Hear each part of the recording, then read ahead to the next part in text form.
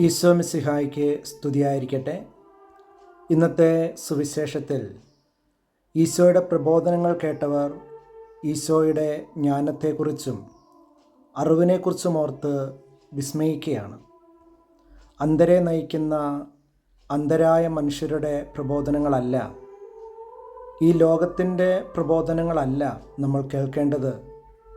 മറിച്ച് സ്വർഗീയ പിതാവിൻ്റെ സ്വരവും അവിടുന്ന് അയച്ച പുത്രൻ്റെ വചനവുമാണ്. ഈശോയുടെ ഏറ്റവും വലിയ സമ്പത്ത് ഉഷകാല നക്ഷത്രവും സ്വർഗത്തിൻ്റെ വാതിലും പരിശുദ്ധാത്മാവിൻ്റെ മണവാട്ടിയും ജ്ഞാനത്തിൻ്റെ ഉറവിടവുമായ തന്നെ ഉദരത്തിൽ വഹിച്ച് ജന്മം നൽകിയ മറിയമായിരുന്നു. അമ്മയായിരുന്നു പുത്രന് പിതാവിലേക്കുള്ള വഴി കാണിച്ചു കൊടുത്തത്. പരിശുദ്ധ അമ്മ വചനത്തിന് വിധേയപ്പെട്ടതുപോലെ ഈശോ പിതാവായ ദൈവത്തിന് പൂർണ്ണമായി വിധേയപ്പെട്ടപ്പോഴാണ് ഇവൻ എൻ്റെ പ്രിയപുത്രനാകുന്നു, ഇവനിൽ ഞാൻ സംപ്രീതനായിരിക്കുന്നുവെന്ന് സ്വർഗത്തിൽ നിന്ന് ഒരു സ്വരം കേൾക്കുകയും ഈശോ സ്വർഗീയ ജ്ഞാനത്താൽ നിറയപ്പെടുകയും ചെയ്തത്. ഈശോയുടെ അറിവ് സ്വർഗത്തിൽ നിന്നായിരുന്നു.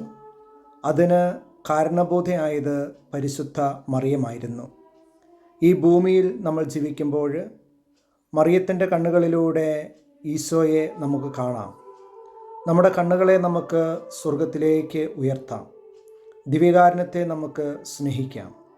അപ്പോൾ പിതാവ് പുത്രനെ സ്നേഹിച്ചതുപോലെ ഒരു കുറവും വരുത്താതെ ഈശോ നമ്മെ കാത്തുകൊള്ളും. എല്ലാവർക്കും നല്ല ഒരു ദിവസം ആശംസിക്കുന്നു.